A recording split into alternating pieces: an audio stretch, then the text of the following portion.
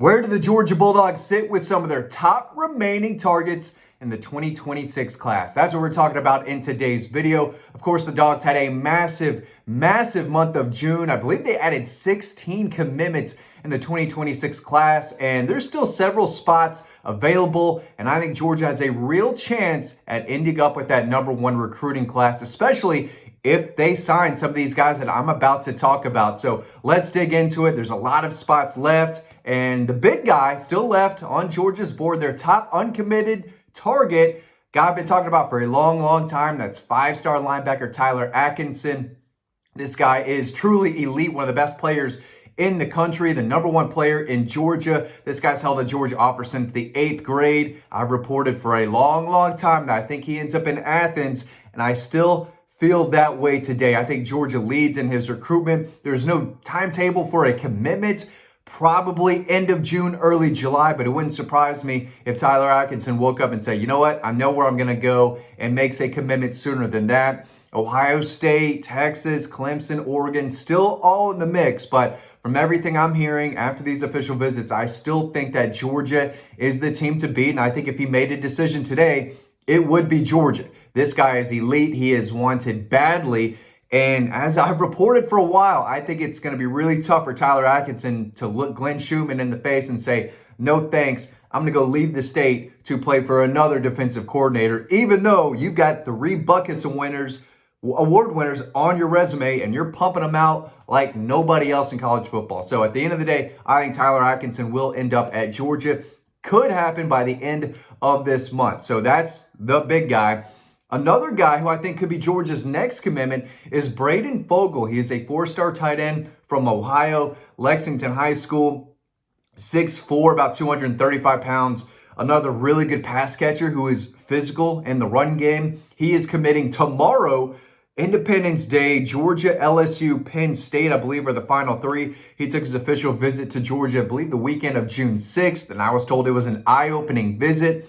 At the time, I still think they were trying to get Mark Bowman back on board, the elite #1 tight end, but Braden Fogel is a guy that they have been kind of pushing harder and harder for, and wouldn't surprise me if Georgia landed him tomorrow. So more on that over on Dawg Post. If you see me looking down, it's because I'm reading the free story that you can read over on dawgpost.com right now, talking about all these guys in more depth, okay? There's even more details and more scoop in the story over on the website, so make sure you're checking that out. It's free. It's a free story. There's not a lot of free stories out there. You can find free stories over on Dawg Post. Become a smarter Georgia fan over on the website. But 4-star tight end Braden Fogel announcing on the 4th of July. Definitely a guy to keep an eye on. Easy 4-star tight end. He's the #10 tight end prospect in America.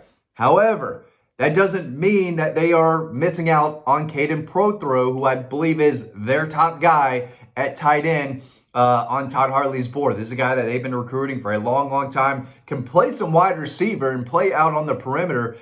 He's just that type of guy. He's that dog. He is a pass-catching machine. Caught 56 passes last year, leading his Bowden team to a 3rd consecutive state championship, 1,203 yards, 22 touchdowns in 15 games. This guy's a monster. 22 touchdowns in 15 games.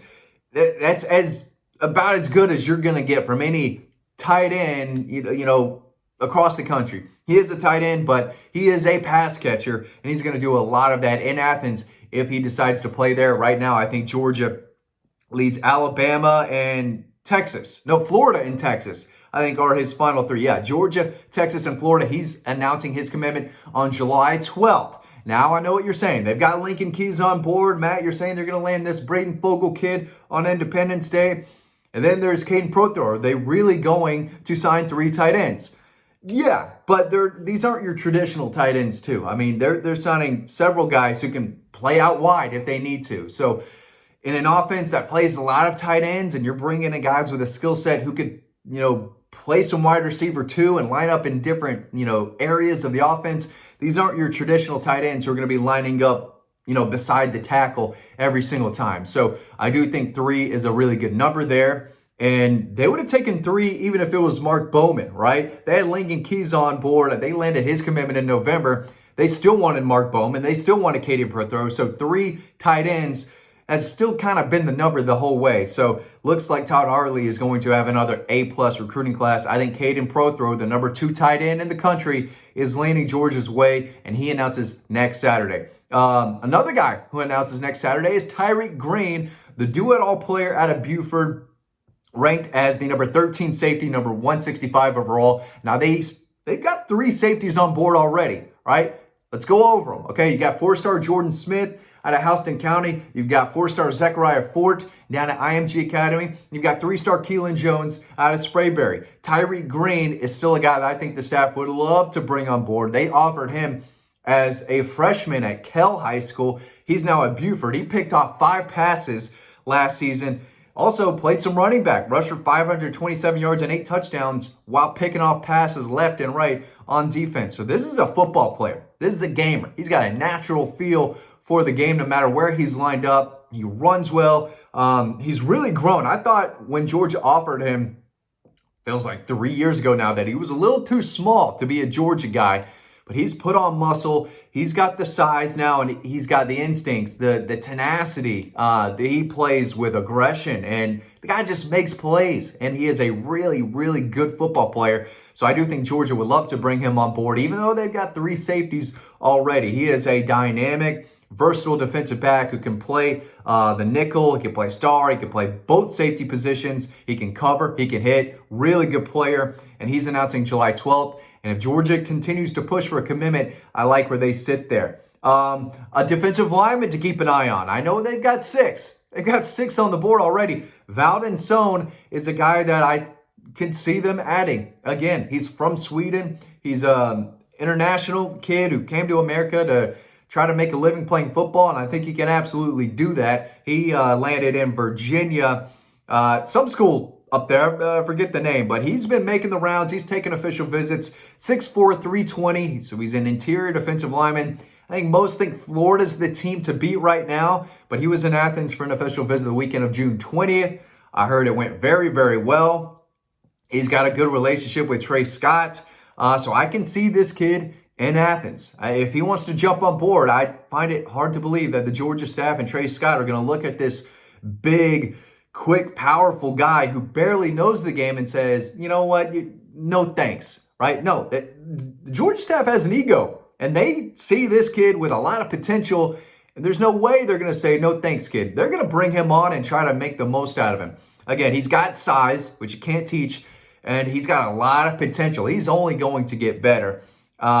Big-time kid, no doubt about it. So if he wants to jump on board, definitely got to keep an eye on. He doesn't have a commitment timetable, but it could be soon. I think he's coming close. So if Braden Fogel is their next commitment, if Valdon Sohn wants to jump on board, that could be the next commitment after that. So definitely a guy to keep an eye on, even though Georgia already has a lot of commitments on the defensive line. Definitely a guy to keep an eye on. Okay, Derek Cooper. Probably should have mentioned him a little earlier in the video. Everyone wants to know about Derek Cooper. It's tight. It's tight, but I think Georgia, or at least some sources tell me that they think Georgia's the team to beat. I think others feel like Texas is a team that can absolutely land him. I can see that. I think Miami's still a team in the mix. He's a South Florida kid. We know what Miami does with NIL, trying to get guys on board, so you can't really rule Miami out. He was supposed to make his announcement on July 12th. He's come out and said, no, those are not the plans anymore. Now it could be soon. Now it could be in the next couple days, could be next week. I think it's going to be before July 12th, though. And if you're Georgia, I think you have to like that. I think they started putting the pressure on and say, hey, we want you. What are you waiting for? If you want to be a dog, come be a dog. And this is a guy that has always been high on Georgia. He committed for like 10 minutes last summer before I believe his mom was like, no, we're going through the process. We're not committing early. We're going to go take our visits. We're going to hear everyone out and then make a decision next year. And that time has come. He's taken his official visits. I think deep down he kind of knows where he wants to go, especially because he's like, no, I'm not committing on July 12th anymore. So it could be sooner. Georgia can absolutely land this guy. He's one of the more versatile players across the country. Plays offense, defense, special teams for Chaminade Medina Prep. He's the number 3 running back prospect in the country. This would be a massive, massive deal. He is a pass-catching running back who could play in the slot, can help you out, can be an emergency receiver, or just catch passes out of the backfield consistently. Wherever he's lined up, This guy's a football player. He's going to make some plays. And I think Georgia sits in a pretty good position for him. Nick Abrams is a linebacker to know out of Maryland. That's Georgia, Alabama, Michigan, Oregon. I'm not ruling out Glenn Schumann ever for a linebacker. He's always had a lot of good things to say about Georgia. I think right now it's probably Michigan or Oregon, but I still need to do some digging there, right? We'll see what I hear over the weekend. He announces July 16th, so there's still some time, but he loves Georgia. I know that. They're in his Final Four for a reason. Big fan of Glenn Schumann and the Georgia staff. Does he want to come on board with Tyler Atkinson and Shadarius Tootle? I can see it. It would be another A-plus class for Glenn Schumann.